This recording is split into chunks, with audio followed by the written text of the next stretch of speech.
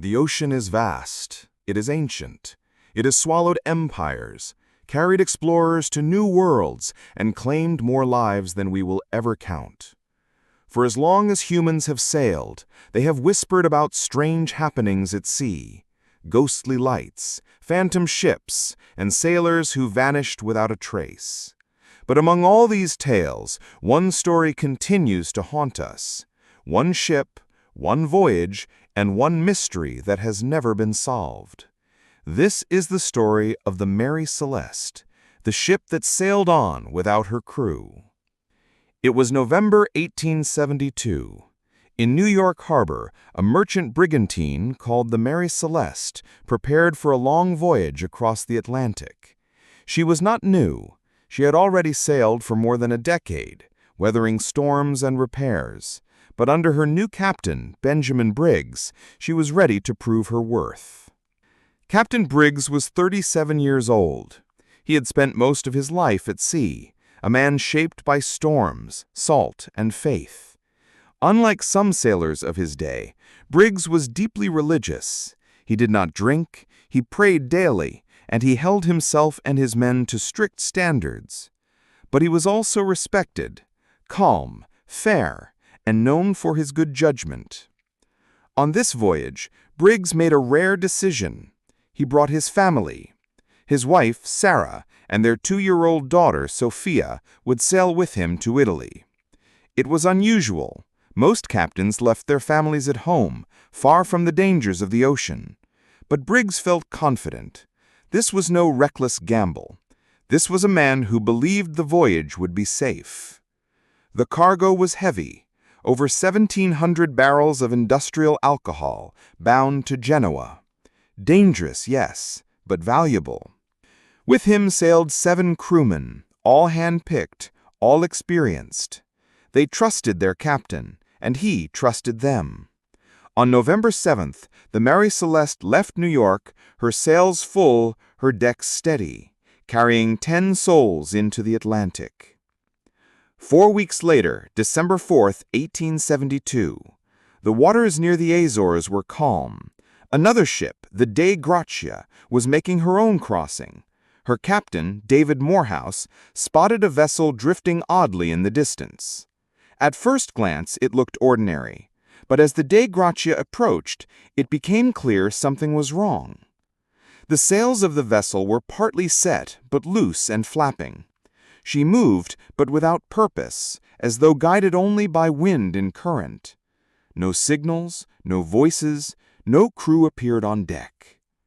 When sailors boarded the drifting ship, their unease deepened. This was the Mary Celeste. Inside, the ship was quiet, too quiet. The cargo was untouched. 6 months of food and water remained. The galley was in order, with utensils neatly stowed. In the captain's cabin, Briggs's belongings were left behind, including his pipe, his clothes, even his wife's sewing kit. Nothing suggested a hasty robbery. The logbook was still there. Its last entry was dated 10 days earlier, noting nothing unusual. The weather had been fine, the seas calm. And yet, the lifeboat was gone. The crew was gone. The captain's family was gone. 10 people vanished. The Mary Celeste had been abandoned. When the Dei Gratia brought the Mary Celeste into Gibraltar, the world's imagination caught fire. A perfectly safe ship had been deserted in the middle of the ocean. Why? Theories multiplied. Was it piracy? Pirates roamed the seas, yes, but pirates steal. The cargo was untouched. No valuables were missing. Was it mutiny? Had the crew risen against Briggs? But why? Every sailor aboard had a solid reputation. And if mutiny had turned violent, why was there no blood, no signs of struggle, no chaos? Some suspected the cargo. Industrial alcohol is unstable. A leak could have filled the ship with explosive fumes. If Briggs believed the barrels might ignite, he may have ordered everyone into the lifeboat until the danger passed. Perhaps the lifeboat was tied to the ship, and when the rope snapped, it drifted away forever. It is a chilling thought. A boat of 10 souls watching helplessly as the Mary Celeste, their salvation, sailed away without them. But even this theory raises doubts. Would a cautious captain abandon a seaworthy ship for the open ocean? Would he risk his wife and child? Other explanations were darker. Some whispered of giant sea creatures rising from the depths. Others imagined a waterspout, a violent column of water, frightening the crew into flight. And in time, people even spoke of alien abduction, though such ideas belonged more to fantasy than fact. Yet the truth never surfaced. The Mary Celeste was not forgotten. Newspapers exaggerated her story. They spoke of meals left half-eaten, of a captain's log ending mid-sentence, and ghosts on the waves. Much of this was fiction, but the legend grew. Writers carried it further. In 1884, Arthur Conan Doyle, years before creating Sherlock Holmes, published a tale inspired by the Mary Celeste. Though fictional, it cast the ship forever as a ghostly vessel, cursed and haunted. From then on, her reputation was sealed. Meanwhile, the real families grieved. Briggs's relatives waited in vain for news. The crew's loved ones never saw them again. For the world, it was a mystery.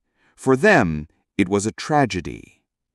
The Mary Celeste herself continued to sail, though sailors feared her. She changed hands many times, her name whispered with unease. Finally, in 1885, she was deliberately wrecked in an insurance fraud near Haiti.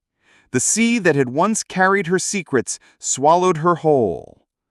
Today, nearly 150 years later, the Mary Celeste remains unsolved. Historians study her, researchers propose theories, but no answer explains it all. Why did the crew leave a ship that was safe? Why was there no trace of them afterward? No bodies, no lifeboat, no message in a bottle. Perhaps the truth lies in a simple accident, perhaps in a moment of fear, or perhaps the Atlantic claimed them in ways we cannot understand. The Mary Celeste is more than a shipwreck story. She is a symbol of the unknown, a reminder that the sea still holds secrets. 10 people set sail in November 1872. None returned, and their fate may remain forever hidden beneath the endless waves. The ocean does not give up all its secrets. Some mysteries remain, drifting in the fog, waiting to be told again and again. This is the story of the Mary Celeste, the ghost ship of the Atlantic.